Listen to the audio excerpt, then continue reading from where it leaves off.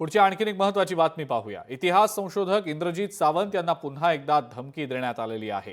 केशव वैद्य नावाच्या एका व्यक्तीने सोशल मीडियावर एक पोस्ट करत धमकी दिलेली आहे।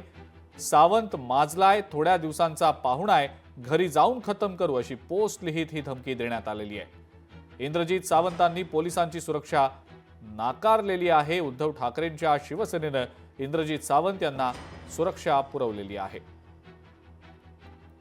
अशा धमक्या सोशल मीडियातनं वारंवार येत असतात। त्याच्याबद्दल मी अजून व्यवस्थित ते बघितलेलं नाही आहे, ते काय त्याने धमकी दिली आणि काय। आणि माझे सहकारी वकील मित्र यांच्याशी चर्चा करून मी याबद्दल पुन्हा व्यक्त होईल। आता हे सोशल मीडियातनं असं होत असतं, शासनानंच ह्याच्यावर गंभीर होऊन काहीतरी कारवाई केली पाहिजे असं मला वाटतं। शासनानं पहिल्याच आरोपींना अशा धमक्या देणाऱ्यांच्यावर जर कडक कारवाई केली तर अशा पद्धतीनं धमक्या देणं याची धाडस कुणाला होणार नाही असं मला वाटतं।